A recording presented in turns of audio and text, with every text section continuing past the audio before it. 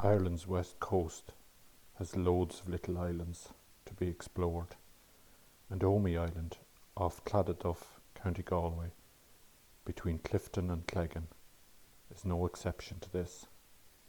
You can cross at low tide on the beach and go over to the island and drive on the lovely little single track road, which is only a couple of kilometres long at most.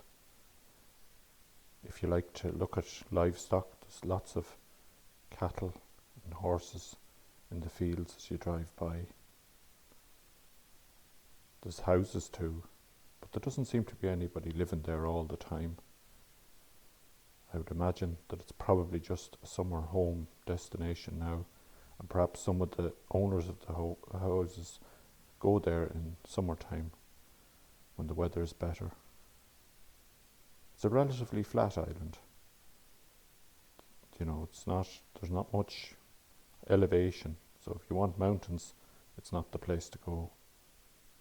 But if you want to put your day pack on and go for a couple of hours of a little wander, it's absolutely perfect. And particularly if you like the ocean. There's lots of sea views. There's very little, actually, of the island that you can't see the sea from. So the livestock living there, I suppose, have a view, if nothing else, all the time. The Atlantic Ocean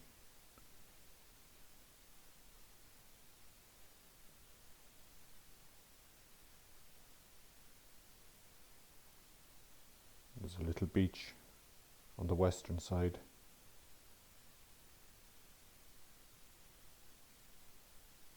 Very small beach.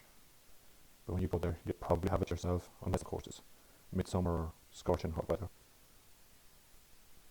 As I said, I was here in February, so it's cool, but very pleasant. Here's the island's probably the only river on it.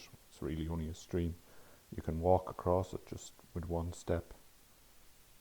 It comes from the little lake in the middle of the island. I presume it's the source of fresh water for the island. There were spawned on it when I was there. Presumably it's a good winter spot for them. I walked around the island clockwise, so south then west side. There's a lovely little seating area overlooking the beach, and from here you can walk down to the small little holy well. I think it's dedicated to St. Fechin. The holy well itself is adorned with loads of little stones and bits and pieces that people have left in memory of loved ones. It's a place that you can stop for a few moments, quietly contemplate. Probably a place of pilgrimage for hundreds of years, maybe thousands, probably pre-Christian.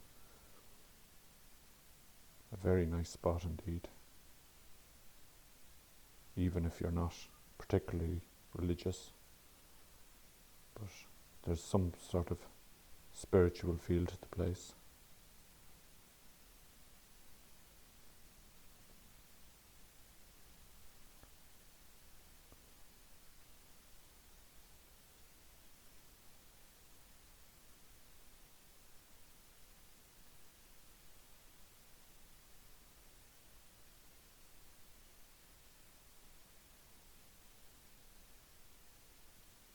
Moving on behind that then, I went up to the high point of the island, which isn't really very high at all. I think it's 30 something metres, populated only by rabbits, of which there were hundreds on the day I was there.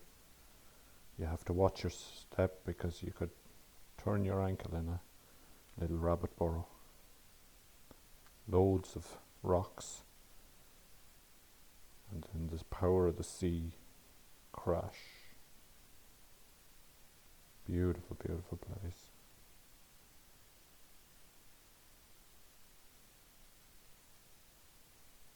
Once I had left the road, I saw nobody there.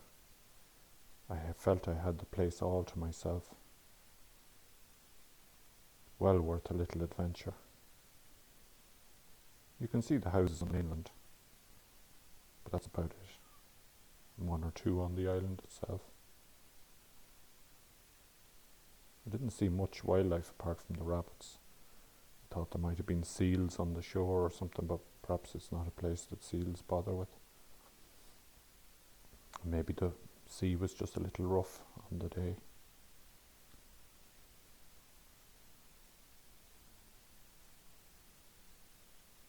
It was the kind of place as you walked you couldn't help but keep clicking on your phone's camera. It was just so photogenic. But I suppose it's just such a wild, quiet place. That's not surprising. Continuing on the spiritual theme, this old church from many hundreds of years ago, down in a little hollow, reputedly had been dug out of the sand in the 1980s after many years of abandonment. Beautiful stones. If only they could talk, they'd probably have a rich history to tell us.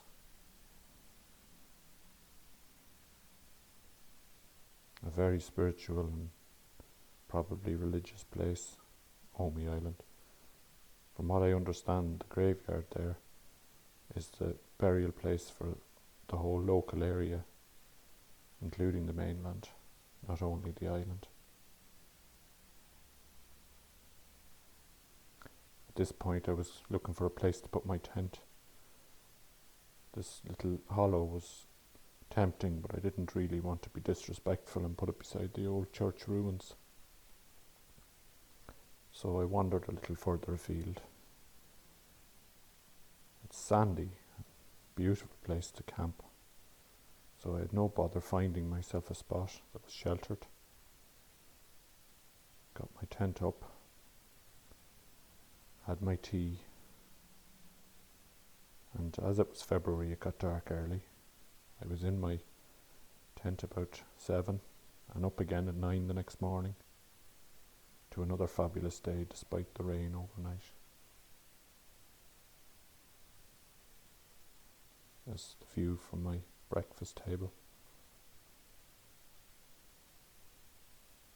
Then, leaving no trace as always, nothing but flattened grass. Next morning, Sunday morning, packed up all my stuff and wandered on. Beautiful skies, cold, but well worth the trip. The lake in the middle of the island is a lovely scenic spot to walk by. Not many trees, the few that there are stunted with the wind. The cattle bade me farewell as I walked off onto the beach again and head back to my car.